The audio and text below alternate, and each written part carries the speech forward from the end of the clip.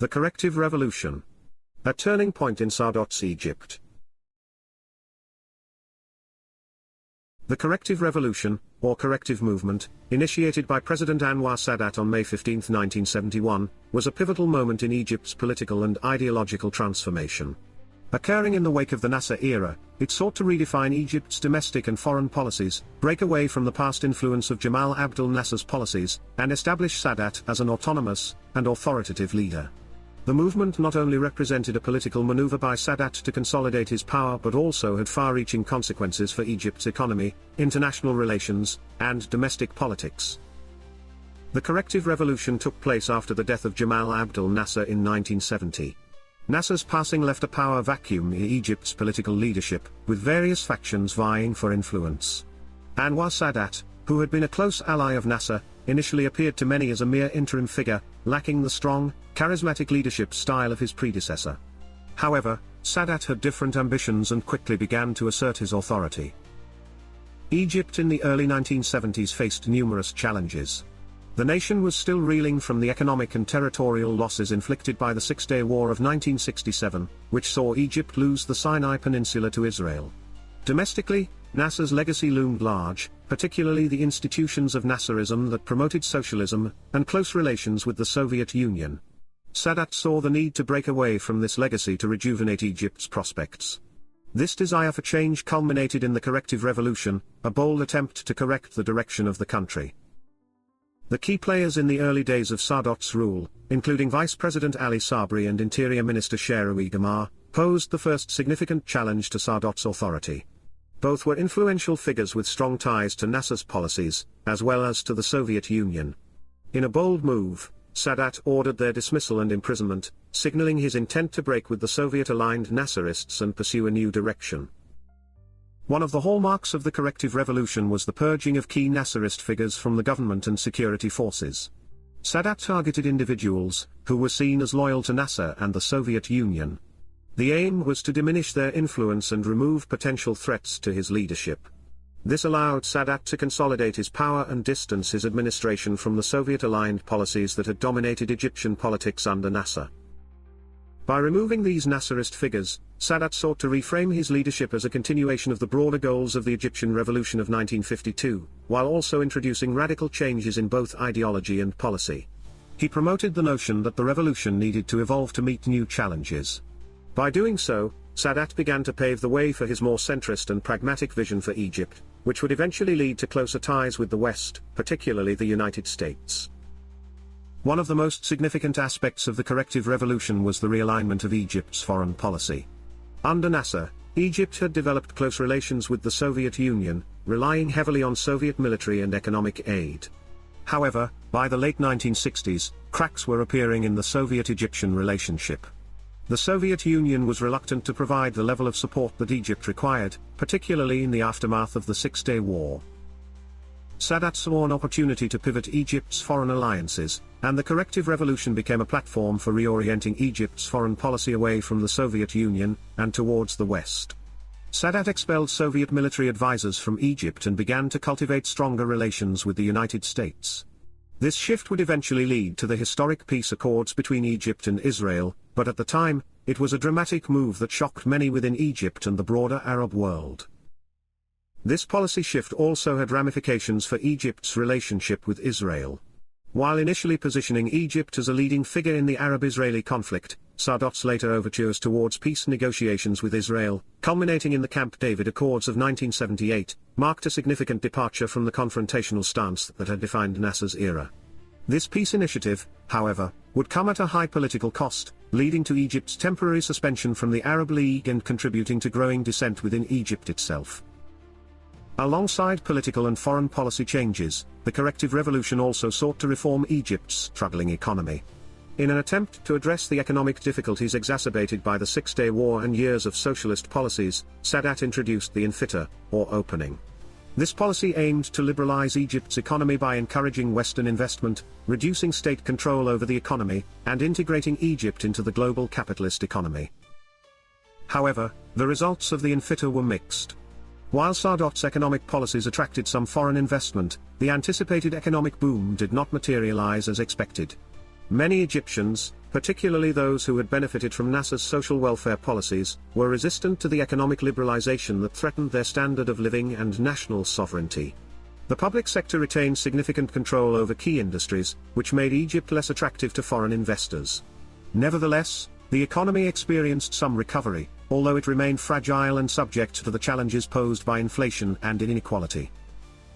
The corrective revolution also fostered a complex and often contradictory relationship between Sadat's government and Egypt's opposition movements. While Sadat had effectively marginalized Nasserist and leftist forces, he also sought to appease certain Islamist groups, which had been suppressed under Nasser. He released several political prisoners, including former members of the Muslim Brotherhood, in the hopes of building alliances with moderate Islamist factions and countering the influence of left-wing ideologies. However, this strategy backfired in the long run. While Sadat's overtures to the Islamists initially succeeded in diminishing the influence of the left, they also emboldened more radical Islamist movements. The rise of militant groups, such as Al-Jama'ah al-Islamiyah, would later lead to violent confrontations with the state, culminating in Sadat's assassination in 1981 by Islamist militants. His assassination marked the violent end of a presidency that had sought to balance competing political ideologies but ultimately sowed the seeds of greater instability. The corrective revolution was a defining moment in Egypt's post-revolutionary history. It marked the beginning of a new political era under Sadat, one characterized by a break with Nasserism and the Soviet Union, a reorientation towards the West, and attempts to liberalize the economy. While Sadat's policies achieved some successes, particularly in foreign policy through the peace process with Israel, they also generated significant opposition and laid the groundwork for future political unrest.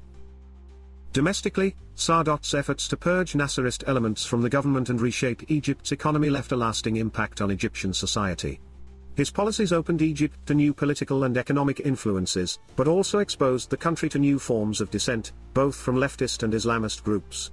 The long-term effects of the corrective revolution would continue to be felt in Egypt's political landscape long after Sadat's death, as his successor, Hosni Mubarak, grappled with many of the same challenges. In conclusion, the corrective revolution was more than just a political purge. It was a comprehensive effort to redefine the direction of Egypt under Sadat's leadership. While its outcomes were mixed, its significance in shaping modern Egyptian history cannot be overstated.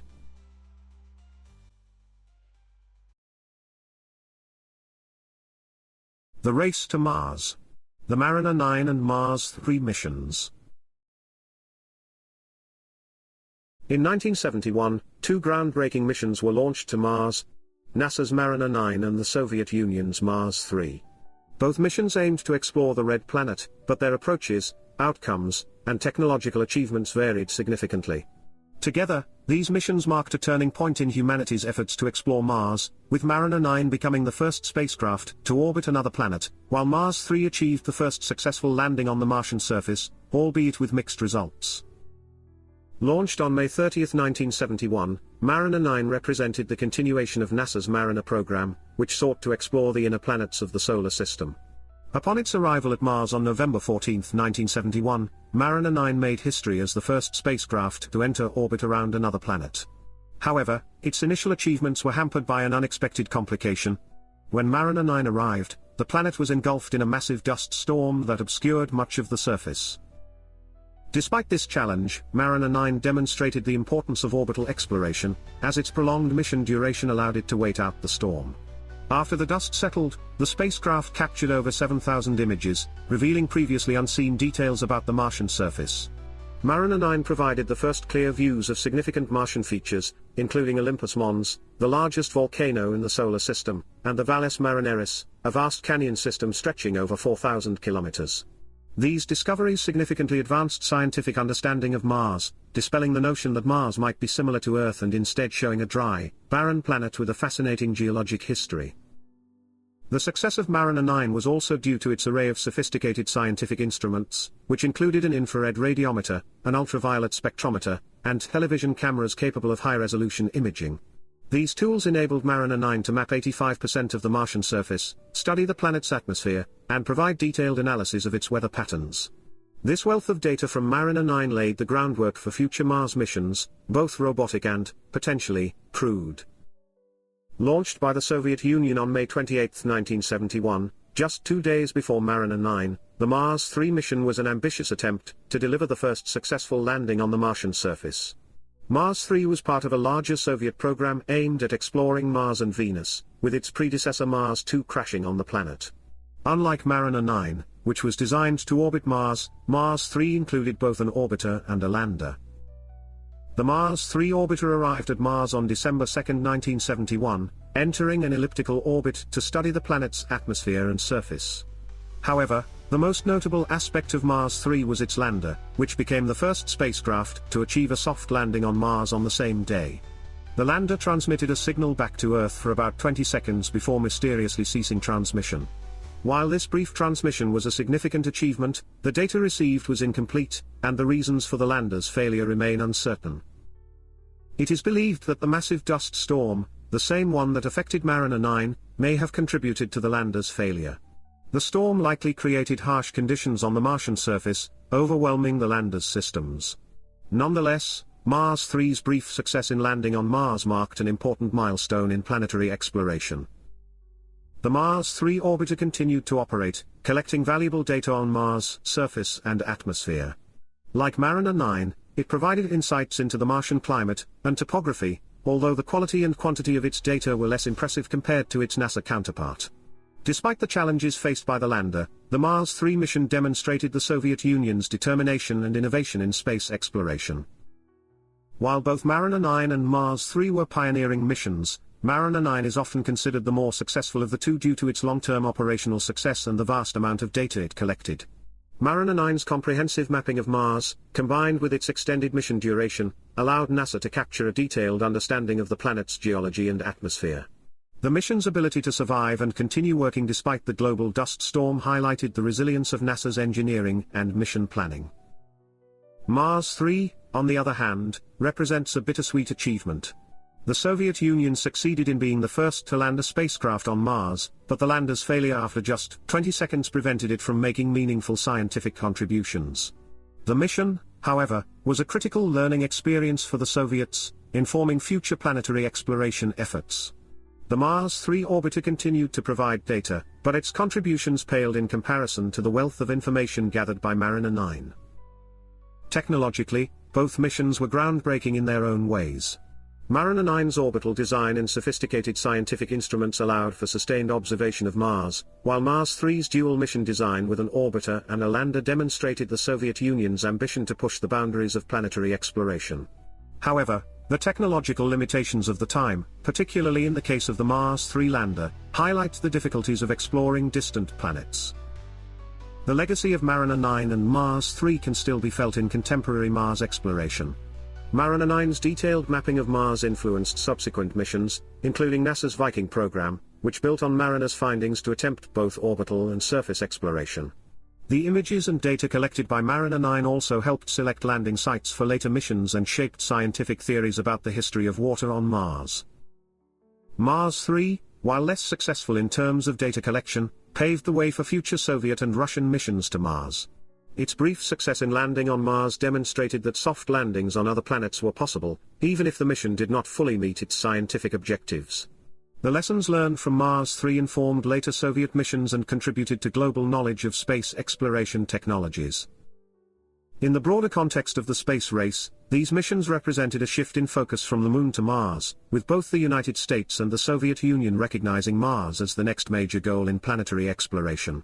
Mariner 9's success solidified NASA's reputation as a leader in robotic exploration, while Mars 3's partial success showcased the Soviet Union's ability to compete in this arena. The Mariner 9 and Mars 3 missions of 1971 were critical milestones in humanity's exploration of Mars. While Mariner 9 provided a wealth of data that transformed scientific understanding of the Red Planet, Mars 3 achieved the first landing, albeit with limited success. Together, these missions expanded the frontier of space exploration, demonstrating the potential and challenges of studying distant worlds. Their legacies continue to inspire contemporary Mars missions, as humanity moves closer to the goal of sending humans to Mars.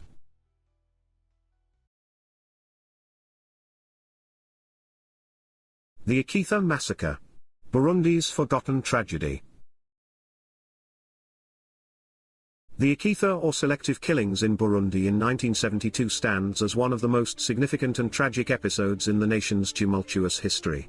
Often considered a genocide, the events of that year were marked by targeted ethnic violence primarily directed at the Hutu population by the ruling Tutsi elite. The roots of the violence in 1972 can be traced back to the long-standing ethnic tensions between the Hutu and Tutsi populations in Burundi. Burundi, like neighboring Rwanda, has historically been home to three major ethnic groups: the Hutu, the Tutsi, and the Twa. Of these, the Hutu made up the majority of the population, while the Tutsi, though a minority, had historically occupied the upper echelons of political and social power. This imbalance was entrenched during the colonial era when both German and Belgian colonial administrators favored the Tutsi as intermediaries in their indirect rule. This further exacerbated the socio-political divide between the Hutu and Tutsi, setting the stage for future conflicts. After gaining independence from Belgium in 1962, Burundi experienced a series of political upheavals that only deepened the ethnic divide. A series of coups and assassinations destabilized the country, with political power increasingly concentrated in the hands of a small Tutsi elite. The monarchy was abolished in 1966 by Michel Micomero, a Tutsi officer, who established a military dictatorship. Under Micomero's rule, power was concentrated in the hands of Tutsi elites from Bururi province, leading to the systematic exclusion of Hutus from political and social power. This period also saw heightened anxieties within the Tutsi leadership, particularly following the violent events of the Rwandan Revolution, which had seen the overthrow of the Tutsi monarchy in Rwanda, and the rise of a Hutu-led government. The immediate trigger for the 1972 massacres was a Hutu insurrection in southern Burundi in April of that year. This rebellion, largely driven by a desire to challenge the Tutsi-dominated regime, was swiftly met with brutal repression by the government. Micomero's regime, which had already been paranoid about a potential Hutu uprising, viewed the insurrection as an existential threat and responded with overwhelming force. While the exact numbers remain disputed, it is estimated that Hutu rebels killed around 2,000 Tutsis during the initial insurrection. In response, the Tutsi-dominated military and government launched a wide-scale campaign of retribution. Over the following months, between April and August of 1972, government forces and Tutsi militias systematically targeted and killed Hutus, particularly focusing on Hutu intellectuals, civil servants, and any individuals perceived as capable of leading a future Hutu resistance. It is believed that between 100,000 and 300,000 Hutus were killed during the massacres. The killings were not random acts of violence but were instead part of a calculated campaign to decapitate the Hutu leadership and prevent any future uprising. Hutu elites, including government officials, military officers, teachers and students, were systematically rounded up and executed. The government, under Micomero's leadership, declared martial law and used state resources to carry out the killings. In many cases, lists of Hutu individuals to be killed were drawn up in advance, with soldiers and militias going door to door to execute those on the list. The violence was not limited to direct killings. Thousands of Hutus were arrested, tortured, and imprisoned without trial. In rural areas, entire Hutu communities were decimated, with villages being razed to the ground. The international community largely turned a blind eye to the atrocities, with only a few isolated voices, such as that of the United States Central Intelligence Agency, the CIA, raising concerns about what they termed as a potential genocide. The 1972 massacres had profound and lasting effects on Burundi. In the immediate aftermath, the country was left deeply divided along ethnic lines, with the Tutsi elite consolidating their grip on power. Hutus were effectively excluded from political and military positions, and many fled the country to escape further persecution. By the end of 1973, an estimated 80,000 Burundian refugees had sought shelter in neighboring Tanzania, while others fled to Rwanda, Zaire, now the Democratic Republic of the Congo, and other countries. The massacres also had a chilling effect on Hutu political participation in Burundi. The near-total decimation of the Hutu intellectual and political class meant that the Hutu community was left leaderless and demoralized. The Tutsi-dominated government, while attempting to portray the country as peaceful and united, continued to rule through repression and fear, ensuring that any potential Hutu opposition remained weak and disorganized. Internationally, the events in Burundi drew limited attention. Unlike the later Rwandan genocide of 1994, which would shock the global conscience, the 1972 Ikitha was largely ignored by the international media and governments. This lack of international intervention or condemnation may have emboldened the Burundian government to continue its repressive policies in the years that followed. The legacy of the 1972 killings continues to shape Burundian society and politics. The deep wounds inflicted by the massacres have never fully healed, and ethnic tensions between the Hutu and Tutsi populations persist to this day. The Ikitha also set a dangerous precedent in the region, contributing to the cycle of ethnic violence that has plagued the African Great Lakes region for decades. In the years following the massacres, Burundi remained under Tutsi-dominated military rule until the 1990s, when international pressure and internal unrest forced the government to begin a process of democratization. However, the legacy of exclusion and violence has made political reconciliation difficult. In 1993, Burundi once again descended into ethnic violence following the assassination of its first democratically elected president, a Hutu, sparking a civil war that lasted for more than a decade. The Ikitha also had a profound impact on the Hutu diaspora. Many of the refugees who fled Burundi in 1972 became politically radicalized in exile, particularly in Tanzania, where they began to organize and mobilize for future resistance against the Tutsi-dominated government. This would later play a role in the emergence of Hutu rebel groups in the 1990s, further contributing to Burundi's cycle of violence. The Ikitha of 1972 stands as one of the darkest chapters in Burundi's history. What began as a response to a Hutu rebellion quickly escalated into a full-scale campaign of genocide against the Hutu population. The violence not only decimated the Hutu political and intellectual class but also deepened the ethnic divide in Burundi, sowing the seeds for future conflicts. Today, the legacy of the Ikitha continues to haunt Burundi, serving as a stark reminder of the dangers of ethnic division and unchecked state power.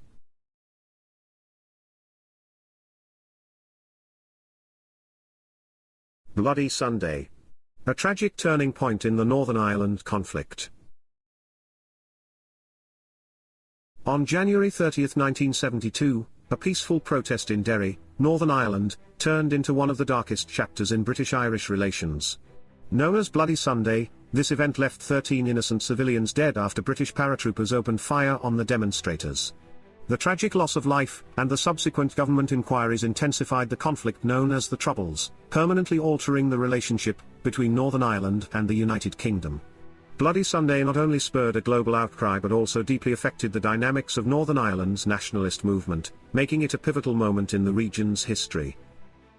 To understand the significance of Bloody Sunday, it is essential to examine the political and social landscape of Northern Ireland in the 1970s. The late 1960s marked the beginning of the Troubles, a violent conflict between mainly Protestant Unionists, who sought to remain part of the United Kingdom, and predominantly Catholic nationalists, who favoured a united Ireland. The civil rights movement, which emerged in Northern Ireland in the 1960s, sought to address systemic discrimination against the Catholic minority, who faced disadvantages in employment, housing, and voting rights. As peaceful protests grew, so did tensions between the two communities, exacerbating an already volatile situation. By the early 1970s, British troops had been stationed in Northern Ireland for several years as part of Operation Banner, a military intervention aimed at restoring order. However, the presence of the British Army was not neutral, as Catholics perceived them as siding with the Unionists. This perception worsened when British authorities introduced internment without trial in 1971, targeting suspected Irish Republican Army, IRA, members. This policy of internment disproportionately affected the Catholic community, leading to widespread resentment. Bloody Sunday occurred in the wake of these heightened tensions, during a civil rights march organised by the Northern Ireland Civil Rights Association, NICRA, to protest internment. The protest march, held on January 30, 1972, started peacefully. Thousands of people gathered to demand the end of internment, and the organisers intended for the march to reach Guildhall Square in central Derry. However, the British government had imposed a ban on marches, and the British Army had set up barricades to prevent the demonstrators from reaching their destination. As tensions escalated between the soldiers and the crowd, shots were fired, and within a short time, British paratroopers from the 1st Battalion, Parachute Regiment, opened fire on the protesters. The result was the immediate deaths of 13 people, most of them shot in the back while fleeing or trying to assist the wounded. Another victim later died from injuries sustained that day. Eyewitness accounts and forensic evidence later confirmed that all the victims were unarmed civilians. No soldiers were injured in the gunfire, and no evidence supported the soldiers' claims that they had come under attack from nail bombs or gunfire from the demonstrators. The brutality of the shooting shocked not only the people of Northern Ireland, but also the international community, drawing condemnation from Irish political leaders, the Catholic Church, and civil rights organisations worldwide. The immediate aftermath of Bloody Sunday saw widespread protests in Ireland and beyond. The British Embassy in Dublin was burned down by enraged protesters, and nationalist sentiment in Northern Ireland surged. The event also fueled the ranks of the Provisional IRA, which saw a massive increase in recruitment as young Catholic men who had previously been non-violent turned to armed resistance in response to the massacre. In the days following Bloody Sunday, the British government established the Widgery Tribunal, an inquiry led by Lord Chief Justice John Widgery. The inquiry aimed to investigate the events of January 30, 1972. However, the Widgery Tribunal was widely seen as a whitewash, as it largely exonerated the British soldiers involved and placed much of the blame on the marchers, claiming that some had been armed. The findings of the Widgery report were met with outrage from the Catholic community, who saw it as a further injustice and a cover-up of the soldiers' actions. The damage caused by the Widgery Tribunal extended far beyond its immediate impact. It deepened the mistrust between the Catholic community and the British government, hardening attitudes and pushing many into the arms of the IRA. The failure to hold the soldiers accountable for their actions on Bloody Sunday contributed to the prolongation of the Troubles, which would continue for nearly 3 more decades. The Widgery Tribunal's flawed conclusions stood unchallenged for nearly 3 decades. However, in the late 1990s, as part of the Northern Ireland peace process, there were renewed calls for a thorough investigation into the events of Bloody Sunday. In 1998, the British government, led by Prime Minister Tony Blair, established the Saville Inquiry, a new investigation tasked with uncovering the truth about what had happened in Derry in 1972.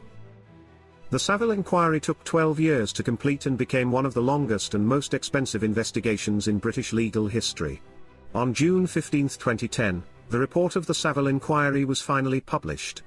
The report unequivocally concluded that the victims of Bloody Sunday were innocent and posed no threat to the soldiers. It also found that the soldiers of one para had lost control, firing indiscriminately at fleeing civilians and those attempting to help the wounded. Crucially, the inquiry determined that none of the soldiers had acted in self-defense, nor had they been provoked by attacks from the crowd. The release of the Saville report prompted an official apology from British Prime Minister David Cameron. Speaking in the House of Commons, Cameron acknowledged that the actions of the British Army on Bloody Sunday were unjustified and unjustifiable. He expressed his profound sorrow for the victims and their families, stating that what had occurred on January 30, 1972, was wrong and that the government deeply regretted the pain caused by the original inquiry's findings. Bloody Sunday remains a defining moment in the history of Northern Ireland. The event significantly escalated the violence of the Troubles, contributing to an intensification of armed conflict between the IRA and British forces. For many in the Catholic community, Bloody Sunday symbolised the inherent injustice of British rule in Northern Ireland, solidifying their demands for civil rights and, ultimately, Irish unification. The annual commemorations of Bloody Sunday serve as a reminder of the enduring scars left by the event. Each year, families of the victims march through Derry, carrying crosses in memory of those who lost their lives. The memory of Bloody Sunday continues to influence Northern Ireland's political landscape, even in the post-peace process era, as it remains a powerful symbol of both the struggle for justice and the consequences of unchecked military force. The Bloody Sunday tragedy serves as a stark reminder of the need for accountability and transparency in conflicts. While the Saville Inquiry's findings and the subsequent apology brought some degree of closure, the legacy of the event still echoes in Northern Ireland's collective memory. It is a cautionary tale of how state violence can exacerbate political conflicts and turn peaceful protests into moments of profound tragedy.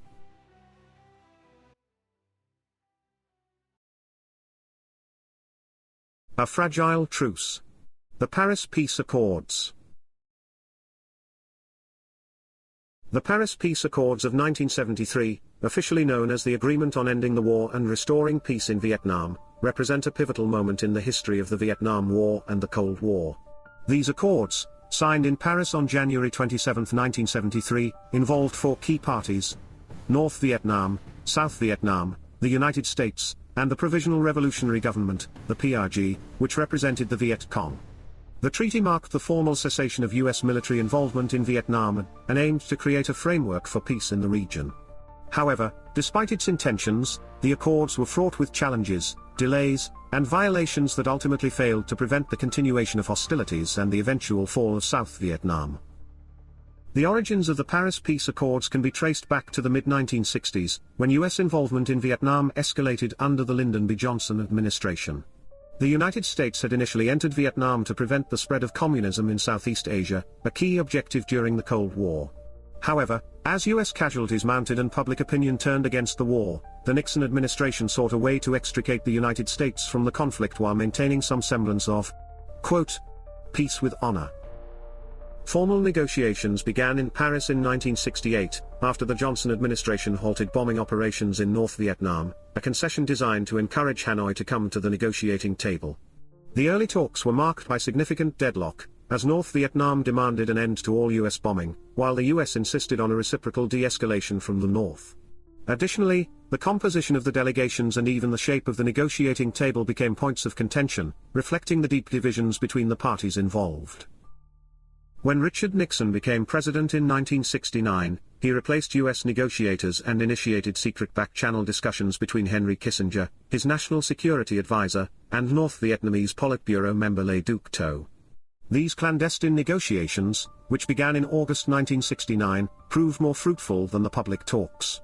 Still, the discussions remained contentious, with North Vietnam insisting on the removal of South Vietnamese President Nguyen Van Thieu, a demand the U.S. was unwilling to meet.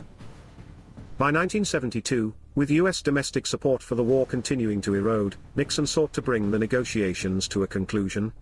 In December of that year, he authorized the intense bombing campaign known as Operation Linebacker 2, or the Christmas bombing, to pressure North Vietnam into a final agreement.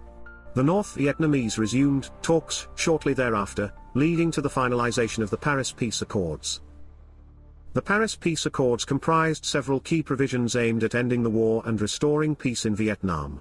First, the United States agreed to withdraw all its military forces from Vietnam within 60 days. This marked the official end of U.S. combat operations in the country, although U.S. air and naval forces had largely ceased operations in 1972. Second, the accords called for the release of all prisoners of war, POWs, from both sides, a crucial demand for the United States. Third, the accords mandated a ceasefire between North and South Vietnam, to be monitored by an International Commission of Control and Supervision, ICCS, composed of Canada, Poland, Hungary, and Indonesia. This body was responsible for ensuring compliance with the terms of the agreement, although it lacked the enforcement mechanisms needed to prevent violations. In addition, the accords included political provisions for the future of South Vietnam. The agreement called for the eventual reunification of North and South Vietnam through peaceful means, with elections to be held to determine the political future of the country. However, it did not specify a timeline for these elections, leaving the issue unresolved. Crucially, the accords allowed North Vietnamese troops to remain in South Vietnam, a provision that significantly undermined the prospects for lasting peace. Despite the signing of the Paris Peace Accords, the conflict in Vietnam continued almost immediately. Both North and South Vietnam violated the ceasefire provisions, and open fighting resumed in March 1973. North Vietnamese forces used the relative lull in U.S. military intervention to regroup and launch further offensives, gradually expanding their control over South Vietnamese territory throughout 1973. The United States, under Nixon, continued to provide substantial military aid to South Vietnam, fulfilling a pledge made during the negotiations. However, the Watergate scandal, which culminated in Nixon's resignation in August 1974, weakened the U.S. commitment to supporting South Vietnam. Nixon's successor, Gerald Ford, faced a Congress unwilling to continue funding the war, particularly in light of growing anti-war sentiment and domestic challenges. By early 1975, the North Vietnamese launched their final offensive, culminating in the fall of Saigon on April 30, 1975. The rapid collapse of the South Vietnamese government marked the end of the Vietnam War and the reunification of Vietnam under communist control. The Paris Peace Accords, which had sought to establish a peaceful settlement, ultimately failed to prevent the complete victory of North Vietnam. The legacy of the Paris Peace Accords is complex and multifaceted. On one hand, the accords succeeded in ending direct U.S. military involvement in Vietnam, a key objective of the Nixon administration. The withdrawal of American forces allowed the United States to shift its focus to other Cold War priorities, including détente with the Soviet Union and China. However, the failure of the accords to prevent the resumption of hostilities and the eventual defeat of South Vietnam highlighted the limitations of diplomatic agreements in the face of intractable conflicts. The accords also had significant implications for U.S. foreign policy. The experience of Vietnam led to a more cautious approach to military intervention, embodied in the so-called Vietnam Syndrome, a term used to describe the reluctance of the American public and policymakers to engage in overseas conflicts. This caution influenced U.S. foreign policy decisions throughout the 1970s and 1980s, shaping the country's approach to Cold War conflicts in regions like Latin America and the Middle East. Additionally, the Paris Peace Accords had a lasting impact on the people of Vietnam. The war had devastated the country, resulting in millions of casualties and widespread destruction. The reunification of Vietnam under communist rule led to significant political and social changes, as well as continued conflict in neighboring Cambodia and Laos. The legacy of the war and the failed peace accords continues to shape Vietnam's political landscape and its relations with the United States to this day. In conclusion, the Paris Peace Accords were a well-intentioned but ultimately flawed attempt to bring an end to the Vietnam War.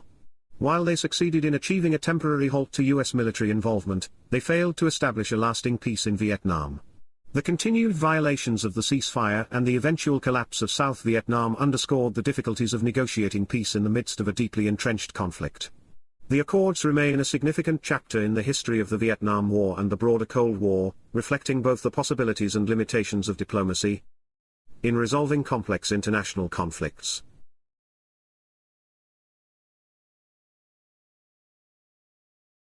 Skylab. A legacy of American space exploration. Skylab, NASA's first space station, represents a monumental achievement in the history of American space exploration. Launched on May 14, 1973, it was the United States' first attempt to establish a permanent space laboratory. Despite facing multiple challenges from its inception to its demise, Skylab left an indelible mark on space exploration, advancing scientific research and demonstrating the feasibility of long-term human habitation in space. Skylab not only embodied technological and scientific advancements but also served as a precursor to future space stations, including the International Space Station, the ISS. Skylab was born out of the Apollo Applications Program, which sought to extend the capabilities developed for the Apollo moon landings. After successfully landing astronauts on the moon, NASA aimed to explore the possibilities of sustained human presence in space. Skylab was a direct result of this effort. As the first American space station, it was designed to study the effects of prolonged weightlessness on the human body, conduct astronomical observations, and perform Earth-based research from orbit. Skylab's primary objectives included understanding the physical and psychological impacts of living in space, examining solar phenomena, and conducting a variety of scientific experiments. The station provided NASA with an unprecedented opportunity to observe the long-term effects of microgravity on the human body, and to advance biomedical research. Additionally, Skylab sought to establish operational procedures for future space stations and to test technologies that could enable astronauts to repair and maintain spacecraft. The launch of Skylab was both a remarkable achievement and a significant challenge. The station was launched atop a modified Saturn V rocket from Kennedy Space Center on May 14, 1973.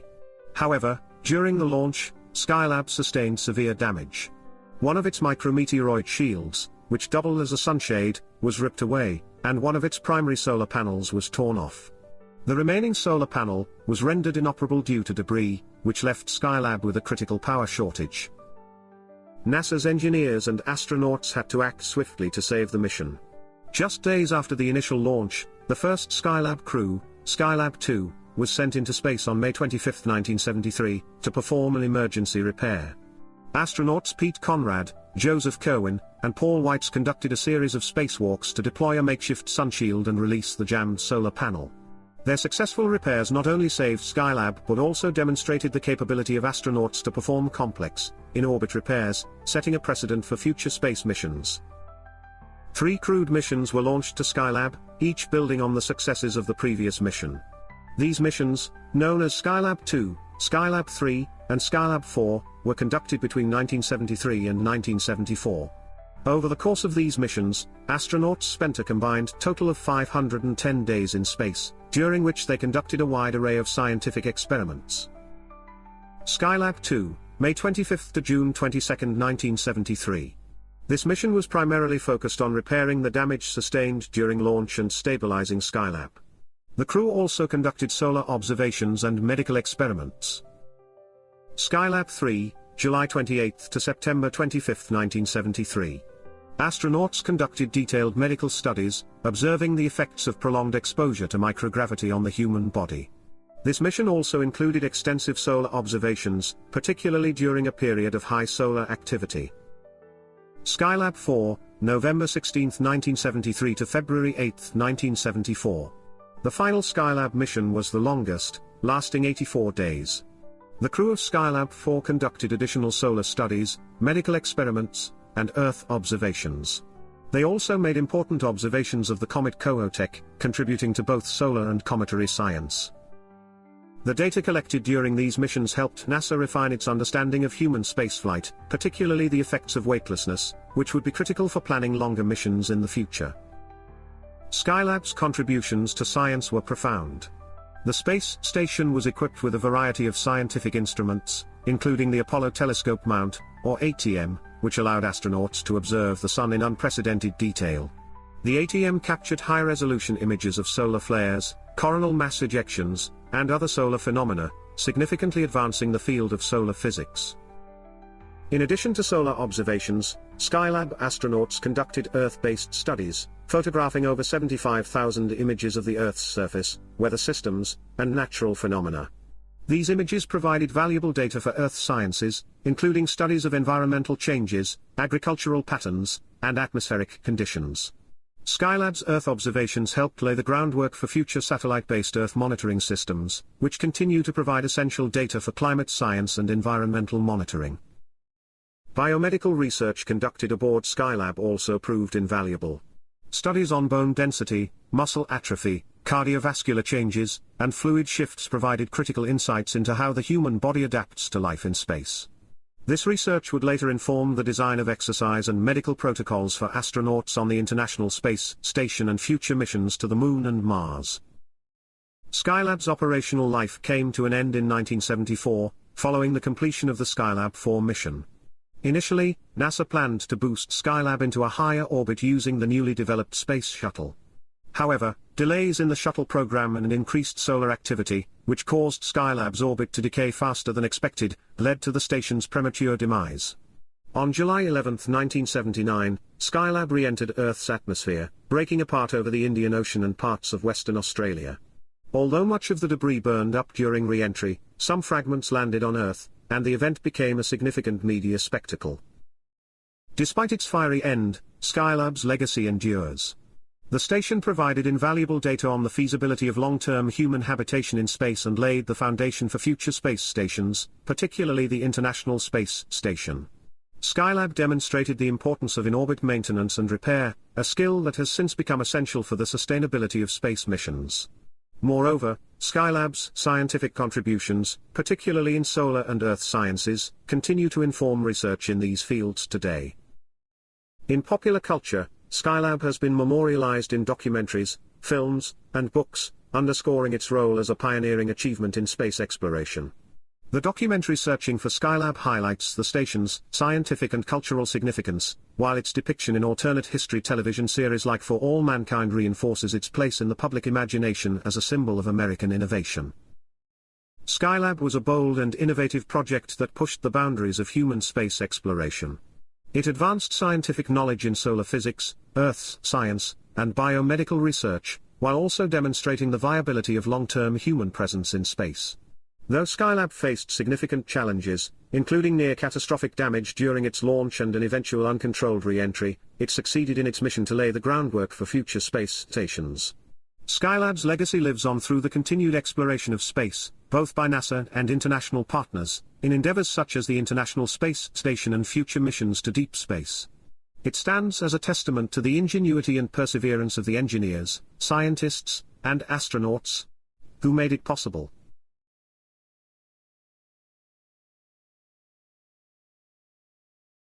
The legacy of the space race. A catalyst for scientific and political change. The space race, one of the most iconic aspects of the Cold War, was not merely a competition between two superpowers to demonstrate technological superiority. It was a profound battle for ideological dominance, international prestige, and geopolitical influence. Between the late 1950s and the 1970s, the United States and the Soviet Union invested heavily in their respective space programs, each seeking to outdo the other in a series of high-stakes milestones. Although it resulted in breathtaking achievements, such as landing the first human on the moon, the legacy of the space race extends far beyond these scientific and engineering triumphs. It shaped global politics, scientific advancement, and military strategy during the Cold War and left an indelible mark on both superpowers and the world. At the heart of the Cold War was a deep-seated ideological conflict between the capitalist, democratic United States and the communist, authoritarian Soviet Union. This rivalry permeated every aspect of international relations, influencing everything from economic policies to military alliances. In the midst of this global tension, the space race emerged as a visible and public battleground where technological prowess could be used to demonstrate the superiority of one system over the other. Both nations recognized the symbolic and strategic value of space exploration. To the United States and the Soviet Union, success in space represented the ultimate validation of their respective political ideologies. Furthermore, the military implications of space technology, such as the development of long-range ballistic missiles capable of carrying nuclear warheads, added an additional layer of urgency to the competition. In this sense, the space race was never purely about science. It was a proxy for the broader Cold War, where every achievement or failure was viewed through the lens of global competition for hearts and minds. The space race officially began in 1957 with the Soviet Union's launch of Sputnik 1, the first artificial satellite to orbit the Earth. Sputnik's success was a significant shock to the United States and the Western world. It demonstrated the Soviet Union's advanced rocket technology and suggested that the Soviets had gained a strategic advantage in the Cold War. More importantly, it instilled fear that Soviet missiles could potentially deliver nuclear weapons across continents. Following Sputnik, the Soviet Union achieved several additional milestones. In 1961, Soviet cosmonaut Yuri Gagarin became the first human to orbit the Earth, a feat that was celebrated around the world and further cemented the perception that the Soviet space program was superior to that of the United States. For a time, it seemed that the Soviets were winning the space race, and this success had deep ramifications for global politics. The early Soviet victories in space put immense pressure on the United States. Fearing that the Soviet Union's space achievements would sway newly independent nations in Africa, Asia, and Latin America toward communism, the US government recognized the need to regain the upper hand. In this environment of heightened tension, space exploration became as much a political tool as it was a scientific endeavor. In response to the Soviet Union's initial successes, the United States launched its own ambitious space initiatives.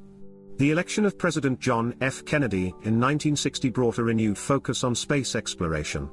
Kennedy viewed space as an essential frontier in the Cold War struggle and a means to restore American prestige on the global stage. In 1961, shortly after Gagarin's historic flight, Kennedy addressed a joint session of Congress and made the bold commitment to land a man on the moon and return him safely to Earth by the end of the decade. This declaration set in motion the Apollo program, a massive effort that would come to symbolize American determination and ingenuity. The program required unprecedented levels of investment, organization, and scientific advancement. At its peak, the Apollo program employed over 400,000 people and consumed 4% of the federal budget. Despite early setbacks, including the tragic Apollo 1 fire in 1967, the program pressed forward with a series of increasingly complex missions. On July 20, 1969, Apollo 11 astronauts Neil Armstrong and Buzz Aldrin made history by becoming the first humans to walk on the moon.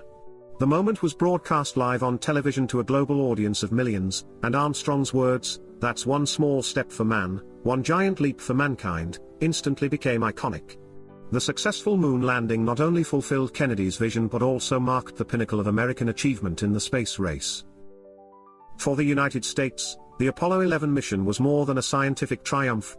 It was a critical victory in the Cold War. By demonstrating its technological superiority, the US reasserted its position as the world's leading superpower and proved that it could match, and even surpass, the Soviet Union in space exploration. The moon landing had an enormous impact on international public opinion, bolstering America's image as the leader of the free world. While the space race is often remembered for its peaceful scientific achievements, it also had profound military implications. Both the United States and the Soviet Union viewed space as the next frontier in the development of advanced military technology. The rockets used to launch satellites and humans into space were essentially the same as those used to carry nuclear weapons, and much of the technology developed during the space race had dual-use applications. The Cold War rivalry extended to the development of satellites, which could be used for reconnaissance, communications, and intelligence gathering. The United States launched its first successful spy satellite under the Corona program in 1960, providing the US government with detailed images of Soviet military installations. The Soviet Union also developed similar capabilities, and both nations quickly realized the strategic advantages of controlling space. The possibility of placing weapons in space became a major concern during the Cold War. While both superpowers agreed in the Outer Space Treaty of 1967 not to place nuclear weapons in orbit, the militarization of space remained a constant undercurrent of the space race. The development of anti-satellite weapons, missile defense systems, and space-based reconnaissance would continue to shape military strategy well into the 21st century. Beyond the political and military dimensions, the space race left a remarkable scientific and technological legacy. The challenges of sending humans to space and returning them safely spurred unprecedented advancements in fields such as aerospace engineering, computing, and materials science. Many of the technologies developed for space exploration, including satellite communications, global positioning systems, GPS, and even everyday items like memory foam, have since found widespread applications in civilian life. In addition, the space race inspired a generation of scientists, engineers, and explorers. The US space program, in particular, fueled a boom in science and technology education. Programs like NASA's Skylab and the Soviet Salyut space stations laid the groundwork for future space missions, including the construction of the International Space Station, the ISS, a symbol of post-Cold War cooperation between former adversaries. The intense competition of the space race began to wane in the early 1970s, partly due to the costs associated with maintaining large-scale space programs and partly due to shifting political priorities. In the United States, public enthusiasm for space exploration diminished after the Apollo moon landings, and NASA's budget was reduced. The Soviet Union, facing economic challenges of its own, scaled back its ambitions in space as well. However, the legacy of the space race continues to shape global space exploration. The Cold War rivalry laid the foundation for the modern space industry, as well as the cooperative efforts that have followed. Today, space exploration is a more collaborative international endeavor, with multiple countries and private companies participating in missions to the Moon, Mars, and beyond. In many ways, the space race also helped to thaw relations between the US and the Soviet Union in the later stages of the Cold War. The 1975 Apollo-Soyuz test project, a joint mission between NASA and the Soviet Space Agency, marked the first time that spacecraft from the two superpowers docked in orbit, signaling a desire for cooperation in space even as the Cold War continued on Earth. The space race was a defining aspect of the Cold War, a contest of technological, political, and military might between the United States and the Soviet Union. While it resulted in monumental achievements such as the first human landing on the Moon, it was also deeply intertwined with the broader ideological and geopolitical struggle of the Cold War. The scientific and technological advancements made during the space race continue to benefit humanity today, but the competition also left a legacy of militarization and rivalry in space that persists in various forms. Ultimately, the space race exemplified the dual nature of Cold War competition, driving both conflict and progress, shaping the modern world in profound and lasting ways.